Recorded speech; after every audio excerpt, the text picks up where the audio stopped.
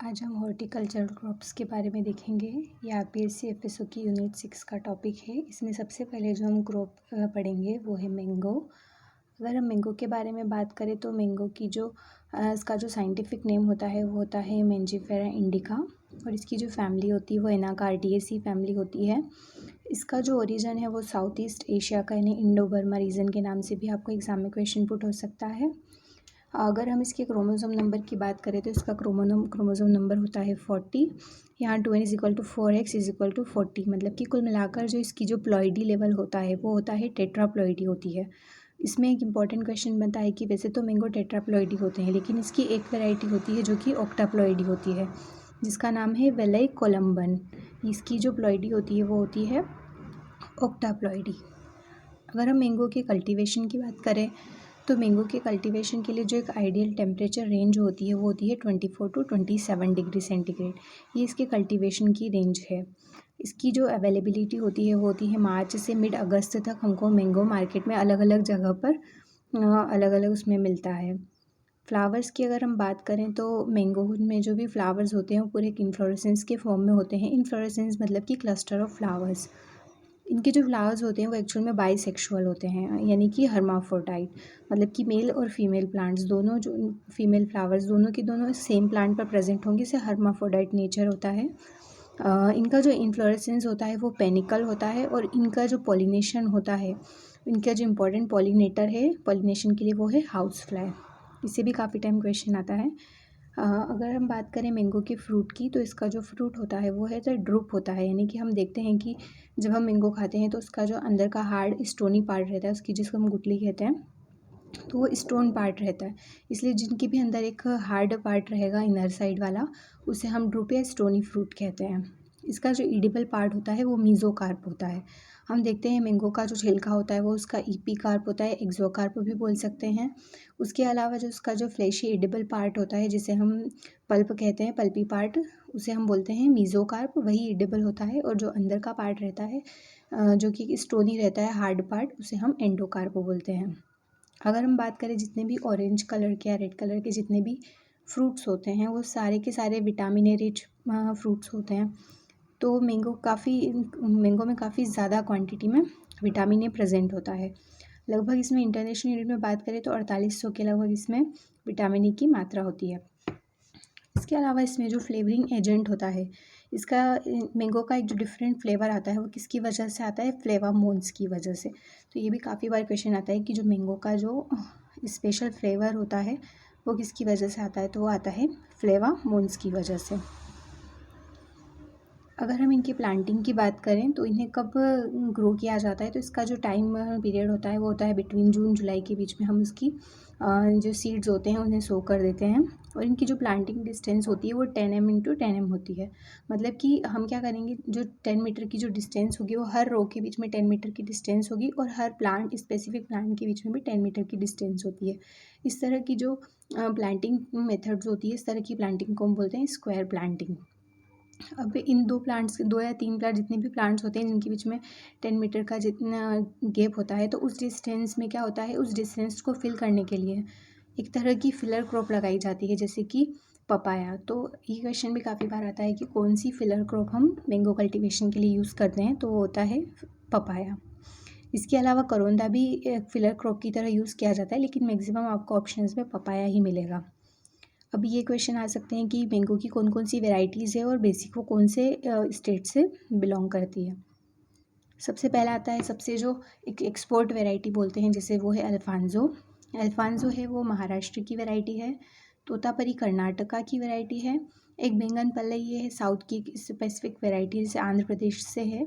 इसके अलावा दशहरी, लंगड़ा और अंबिका, ये तीनों वैरायटी नॉर्थ इंडिया की है, यूपी से है। यूपी में ही सबसे ज़्यादा मैंगो का कल्टीवेशन होता है। ये भी क्वेश्चन पुट होता है कि सबसे ज़्यादा मैंगो कल्टीवेशन इंडिया में कहाँ होता है, तो यूपी में होता है। और मैंगो का जो सबसे ज़्यादा बड़ा कल्टीवेटर है वो है इंडिया ही है। इंडिया सबसे बड़ी कंट्री है जो कि मैंगो का कल्टीवेशन करती है। इसके अलावा आता है चौसा, ये हिमाचल प्रदेश और बिहार दोनों का है। इसे मीठी वैरायटी भी बोलते हैं, काफ़ी मीठा होता है। इसके अलावा आता है सुवर्णरेखा, जो कि आंध्र प्रदेश और उड़ीसा का है। वनराज जो कि गुजरात का है, और केसर जो कि ये भी गुजरात का है। केसर वैरायटी जो है वो प्रोसेसिंग के लिए काफ़ी ज़्यादा मात्रा में यूज़ की जाती है और काफ़ी एक इम्पॉर्टेंट वैरायटी है गुजरात स्टेट की अगर हम बात करें तो। नेक्स्ट आ जाती है हमारी जो भी हाइब्रिड वैरायटीज़ है जो किसी दो वैरायटी को क्रॉस कर कर बनाया गया है। उसमें सबसे पहले आता है मल्लिका। मल्लिका को किया था डेवलप्ड IARI न्यू दिल्ली ने। ये बेसिकली नीलम और दशहरी के क्रॉस से बनी है। इसका स्पेसिफिक फीचर ये है कि इसमें हाई TSS वैल्यूएबल होती है। मतलब कि हाई TSS मतलब कि आप कह सकते हैं कि उसका जो टोटल सॉल्युबल सॉलिड्स है वो उसका काफ़ी ज़्यादा क्वांटिटी में होता है। नेक्स्ट होता है आम्रपाली। इसे भी IARI न्यू दिल्ली ने बताया है। ये दशहरी और नीलम के क्रॉस से बनी है और बेसिकली इसका स्पेसिफिक फीचर है कि एक ड्वार्फ वैरायटी है। थर्ड वन पे आता है हमारा रत्ना, जो कि फ्रूट रिसर्च स्टेशन वेंगरोला ने किया था डेवलप। ये भी नीलम और अल्फांसो के क्रॉस से बना है और ये फ्री फ्रॉम स्पॉन्जी टिश्यू। अब स्पॉन्जी टिश्यू क्या होता है? एक तरह की डिसीज़ होती है जो कि मैंगो के लिए होती है स्पेसिफिक। स्पॉन्जी टिश्यू में क्या होता है कि जो भी मैंगो है वो क्या करता है कि मैंगो का जो सीड होता है वो उसका जितना भी फ्रूट या पल्प का जितना भी न्यूट्रिशन है वो खुद लेने लगता है। तो जो भी पल्प पार्ट होता है वो काफ़ी स्पॉन्जी हो जाता है। तो इस डिसीज़ को बोलते हैं हम स्पॉन्जी टिश्यू। स्पॉन्जी टिश्यू के नाम से भी काफ़ी बार क्वेश्चंस आते हैं। तो ये जो रत्ना वैरायटी होती है ये इस डिसीज़ के अगेंस्ट होती है। नेक्स्ट होता है सिंधु वैरायटी। इसको भी फ्रूट रिसर्च स्टेशन ने डेवलप किया था। ये रत्ना और अल्फांसो की क्रॉस होती है और ये एक तरह की सीडलेस वैरायटी है। एक तरह इसका स्पेसिफिक फीचर है। आप सबके फीचर्स ध्यान रखिए, इससे क्वेश्चंस आते हैं। नेक्स्ट आता है साई सुगंधा, जो कि तोतापरी और केसर के क्रॉस से बनी हुई है। नेक्स्ट आते हैं इनकी डिसीज़ से। इनमें काफ़ी तरह की डिसीज़ कौन कौन सी होती है देखा जाएगा। सबसे पहले आता है ब्लैक टिप डिसीज़। जो मैंगो की ब्लैक टिप डिसीज़ होती है उसमें जो फ्रूट होता है उसके ऊपर क्या होता है, एक ब्लैक कलर का मार्क आ जाता है।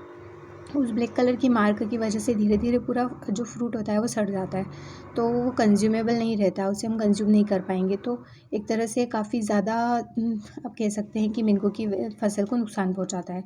नेक्स्ट होता है spongy tissue. Spongy tissue disease होती है वो सबसे ज़्यादा होती है अल्फांसो में, और इसकी जो रेजिस्टेंट वेराइटी है वो है रत्ना। स्पॉन्जी टिश्यू में यही होता है कि उसका जो पल्प होता है वो काफ़ी ज़्यादा स्पॉन्जी होता है, उसके जितने भी टिश्यू होते हैं वो ब्रेक डाउन हो जाते हैं। नेक्स्ट आता है मैंगो मेलफॉर्मेशन। जो मैंगो का मेलफॉर्मेशन वाली जो डिसीज़ होती है इसमें क्या होता है, एक तरह की जो फंगस रहती है फ्यूजेरियम फंगस, उसकी वजह से क्या होता है कि जितने भी प्लांट्स के पार्ट रहते हैं उनकी एबनॉर्मल ग्रोथ स्टार्ट हो जाती है, या तो उनकी फ्लावर लीफ या शूट की कहें हम तो उनकी एबनॉर्मल ग्रोथ स्टार्ट हो जाती है, जिसकी वजह से मैंगो में मेलफॉर्मेशन डिसीज़ हो जाती है। फोर्थ आता है पाउडरी मिलेड्यू। इसमें क्या होता है कि जितनी भी लीव्स होती हैं उनके ऊपर फ्रूट्स होते हैं उनके ऊपर एक पाउडरी कलर का वाइट एक अपीयरेंस उसमें शो होने लगता है, इस वजह से वो भी कंज्यूमेबल नहीं रहता। लास्ट आता है मैंगो मिलीबग। ये मिली बग्स जो रहते हैं वो काफ़ी, आपने देखा होगा गुड़हल वगैरह के प्लांट्स पे काफ़ी मात्रा में लगे रहते हैं। तो ये मैंगो पर जब लग जाते हैं तो उसका जितना भी न्यूट्रिशन होता है उस सेब को वो पूरा कंज्यूम कर लेते हैं, जिसकी वजह से प्लांट को वो न्यूट्रिशन नहीं मिल पाता और प्लांट्स की जितने भी उनकी जो यील्ड रहती है वो काफ़ी ज़्यादा घट जाती है। इनकी ग्राफ्टिंग से क्वेश्चंस आते हैं कि कौन कौन सी तरह की ग्राफ्टिंग कराई जाती है परफॉर्म। तो सबसे पहले नॉर्थ इंडिया में वीनियर ग्राफ्टिंग काफ़ी से होती है मैंगो का कल्टीवेशन, और जो साउथ इंडिया होता है उसमें होता है इनार्चिंग ग्राफ्टिंग होती है। तो ये दो तरह की ग्राफ्टिंग से क्वेश्चंस आते हैं। इसके अलावा अगर बात की जाए तो मैंगो से के बेसिक नाम से भी क्वेश्चंस आ सकते हैं कि ये ट्रॉपिकल फ्रूट ऑफ इंडिया है, नेशनल फ्रूट ऑफ इंडिया है। इसके अलावा इसे बाथरूम फ्रूट भी कहते हैं, तो यहाँ से भी क्वेश्चन बन जाते हैं। Okay, thank you.